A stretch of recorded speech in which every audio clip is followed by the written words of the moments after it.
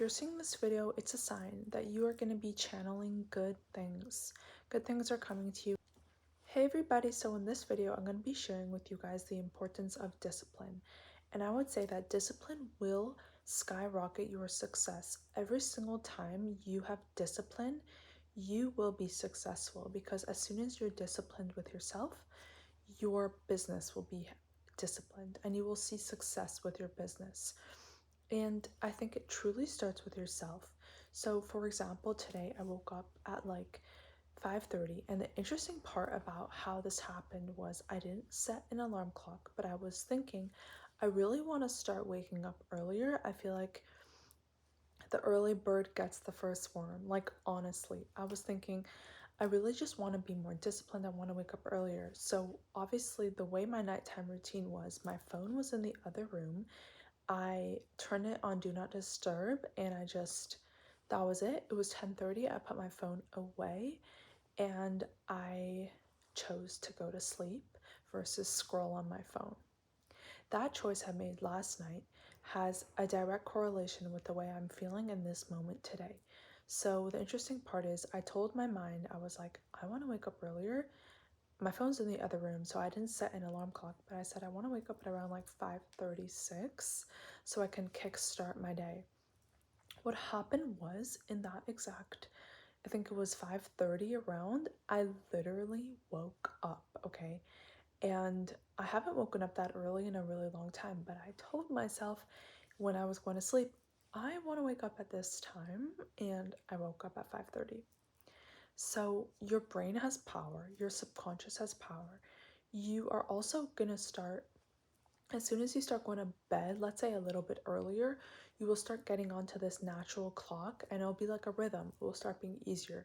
So I think it's already starting to be easier. So I did this for a while. A couple of months ago, I was putting my phone in my drawer, I was turning it off, right? Then I took a little break and I'm telling you, I went downhill with my mental health. I had so much brain fog for so long. And I was like, I don't know what it is. I don't know what it is. But really deeply, it was because I wasn't sleeping properly. And I thought that I could just put blue light glasses on and that would be fine. And then I would just go on my phone before I go to sleep, leave my phone by my bed. Also, it was letting out EMF waves and all of that garbage that was coming into my life, okay? I'm pretty sure it's called EMF waves. I'm gonna Google it and or let me know in the comments below. But anyways, I'm just saying that like your sleep has a direct correlation with your life and with your ability to actually function the next day and to have like a clear thought process. So what happened was I woke up and I was like, okay, I had a little bit of coffee. Usually I was trying to like wait, but like an hour after waking up, like Andrew Huberman speaks all about that. But instead I was like, like if I really want to kickstart my day, like I'm gonna just go for my jog, have a couple sips of black coffee, eat a couple of dates, get my fuel up, get my energy up, and just go for it. And first, I walk my dog because she does not like coming on walks with me. She hates long walks, okay? She loves the dog park and she loves like going for like sniffing walks and just going slowly, or like when the squirrels come, she'll just be there and like going after the squirrels and like completely just getting in, like she'll like try to chase them and everything. But the thing was that I just noticed like she does not like long walks. I'm not gonna force her to come with me. Like I do not, the last thing I want is for my dog relationship, our relationship to like go downhill because I want her to come with me on long walks. So I figured that out like sooner than later. I figured that out and I was like, okay, first my dog goes on her walk, like it was like a 15-minute sniffing walk just right up my block. Then I brought her home and then I went for my jog with myself. And it was just like a really nice experience because usually I'll go for my jog at around 7, 8. And what happened was I went really early. First of all, I didn't realize how cold it was. It was ice cold outside. But after that, I noticed that it was just so nice out. There was no cars on the road. And I live in a city. And I was noticing when I was going for jogs, I was getting really dizzy because all the time, especially during like 8, 9 a.m., the cars are just flooding, like one after the next, that everyone's going to their job. and I'm, let's say, like going for my jog, and there's obviously people walking and everything, and like most people, I think, like they don't mind whatever, but I don't know why it just really affects me. So I was like, okay, let me like get out there earlier so I don't have to hear all the cars coming by. Even if I have earbuds in, it just doesn't feel like good. So what happened was I really chose to just like go fully like 8 a.m. I mean, sorry, 6 a.m., like 5:36, and I just went for my jog. I felt incredible. And there wasn't any noise on the road. There wasn't just like, it was just good, calm energy, focused, stable, just going. And I did around 8,000 steps. And that was about like an hour and 15-minute jog. And I usually, towards the end of the day, get to for sure 10,000 steps just from walking my dog, maybe like again around the block or this or that. It ends up to be like easily 10,000 steps. And I really think that it's important to really truly give yourself the like agency and give yourself the opportunity to really go and take care of yourself, like no matter what. And if that's gonna have to be, okay, I need to set my alarm clock earlier in order to take care of myself, do that. Obviously, you can try to like tell yourself, hey, I want to wake up early, and like try to wake up early and see what happens if like you naturally wake up. I will also sometimes like set my alarm clock, and then I will check my phone, let's say, and I'll be like, oh my god, it's about to ring. Like that has happened to me before. But now my phone is in the other room. I try to like naturally reset. And obviously, like I mentioned earlier, at first when I started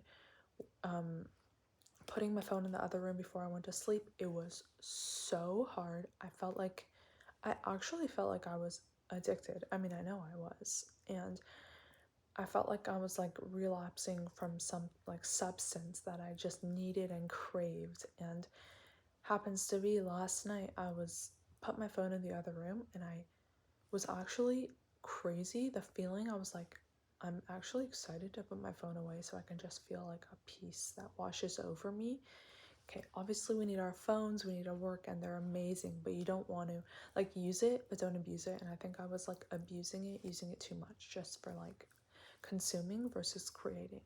So it's really important that if you are, let's say, a creator or want to become a creator, try and create more versus consume more. So be in the more creator mindset, and it will really help you. And even if, let's say, you have a small YouTube channel, even if like I have like a really small YouTube channel and I'm just like a small little creator, but it makes me feel good, and I feel like if I can benefit other people, and if other people can benefit and learn from this, like, oh my god, they will have such mental clarity if they start like really taking their life seriously. You want to be disciplined with your life. And obviously there are times where things come up, there are parties and things you don't want to like crazy be disciplined, but your overall lifestyle, I feel like 90% of your life should be more of a disciplined type of lifestyle. And I think also sometimes with like the masculine and the feminine energy, I think as a woman often we can think like being feminine and being discipline, like they don't coexist, but they really can coexist, like completely they can live together.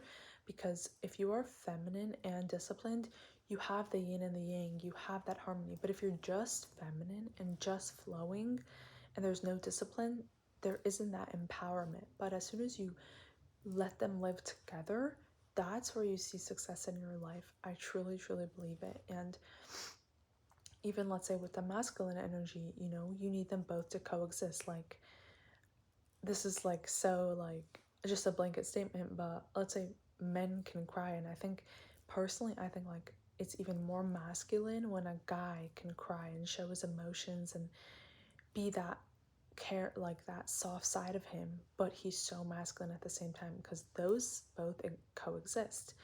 And it's like a woman needs to have that masculine edge to her so she can then create, and that coexists too. And let's say like for the masculine energy, for a man, if he like can't cry, that's like, to me, that's like repulsive. I mean, obviously some people don't like aren't connected with their emotions, and like that's a different story. But if a man is like specifically saying, I'm strong enough, like, you know, I don't need to cry, it's like, are you even like human? You know, like, I think it's just so much more beautiful and authentic, and like the yin and the yang is together. And Jason, I think his name is Jason Baldoni, I'm not sure exactly.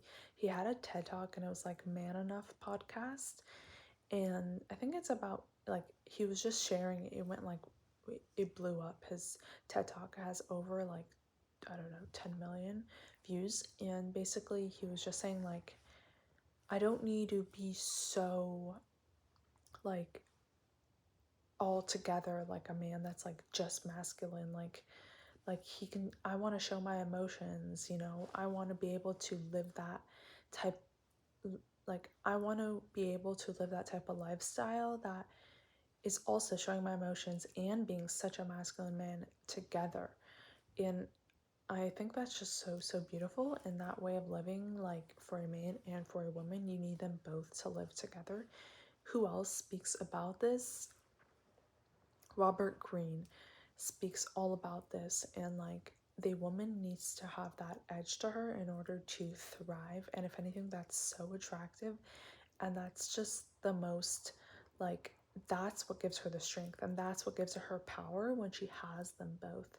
And Robert Greene brings up an example in his book, and I think it was in Seduction. I'm pretty sure it was in that book.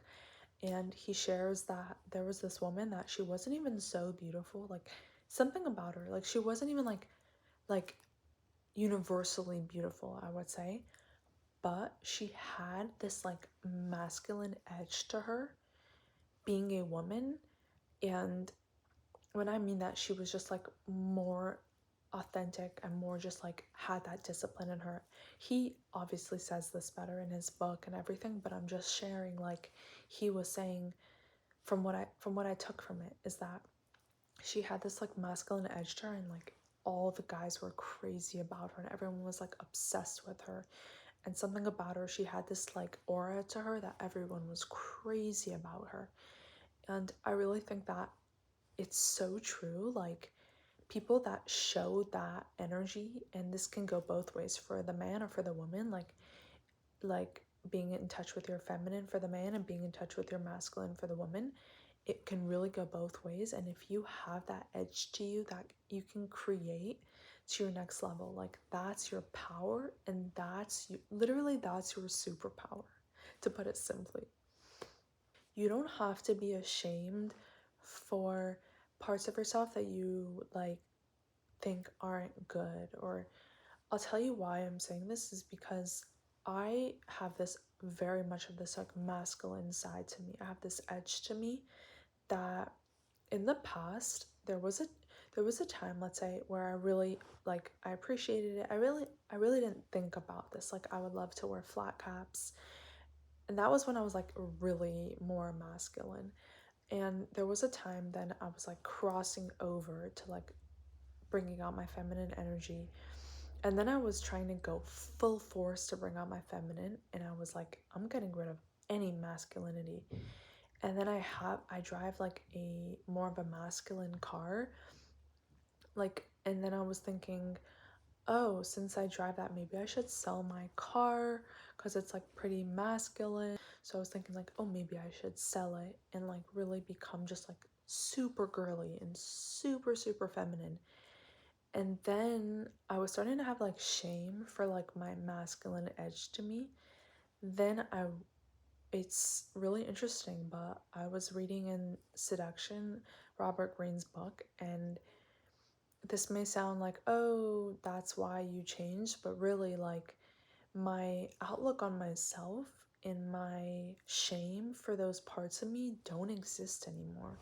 And I think that they were really coming out in my life so much because I was thinking like, oh, I just want to be this perfect feminine woman and like just girly completely with no discipline, no edge, just like a yes woman. What that was doing was really just making me very I would say weak, and also not only weak, but I was attracting, let's say, very much like a wounded masculine man, I would say, because my energy was off. So, what was so interesting that I took from reading Robert Greene's book of seduction, and I was like, oh my God, I have to be proud of both. Like, what was I thinking? Like, that's my superpower. My masculine energy within my feminine, that's my power, you know? And I would say for any of you out there that feel like shameful or uneasy that they have a little bit feminine side as a man or masculine side as a woman, you have to know that is your superpower, and that's going to kickstart and bring you success in your life. And you can let go of the shame in this moment for those feelings. You can let it go. You can give yourself the opportunity and honor yourself for both of those sides of you. And in every single moment, you have the power to create your life, and you can let go of the shame, let go of the uneasy guilt. You can let that go and embrace yourself completely so you can now love every part of yourself. And just know, when you love every single aspect and part of yourself, not only will you feel so good and so centered, but you will attract experiences, people, places, things, everything in your life. You will attract that into your life. You are really whole and complete. You are loving every single cell in your body. When you honor every single cell of yours and honor every aspect of you, you are going to transcend your life to your highest level, and you will see success beyond measure in your life.